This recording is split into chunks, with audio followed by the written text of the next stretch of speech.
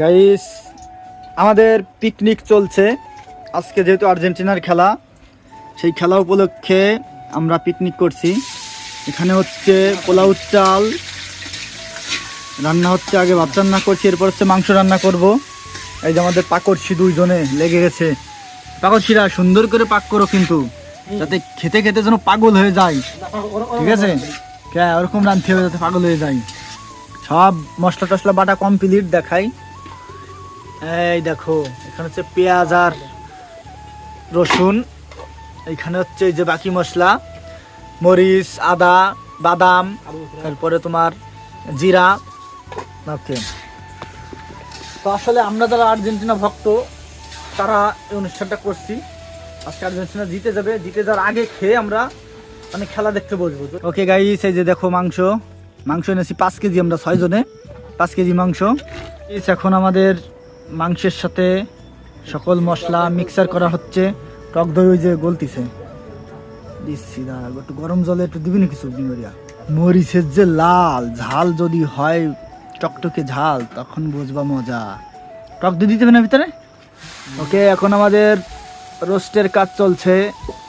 ওহ কি colour, gravy দেখো, gravy.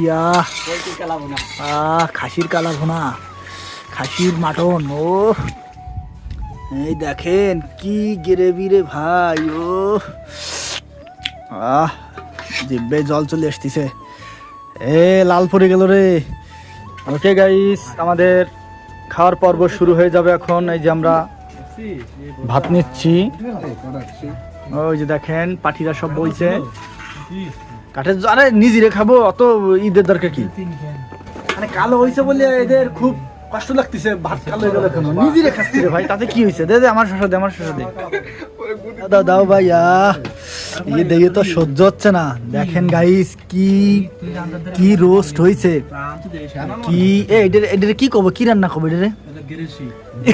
গেরেশি, এই দেখছেন হচ্ছে গেরেশি। হ্যাঁ দাও দাও দাও, কম বাদাম ফেলাইছিস কে? দেখছিস অবস্থা? তো কি হয়েছে অবস্থা? হয়েছে ও কি ভাবছে কদি? ওই যে এলাচ থাকে না, এলাচ ভাবছে। বলো বাদাম হয়েছে আমার দে না খাস। তো গাইস প্রথম টেস্ট করে দেখি কেমন লাগে। এই টেস্ট করে কেমন হয়েছে?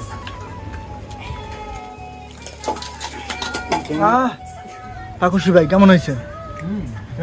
দারুন। এই গৌরবাবু কেমন হয়েছে?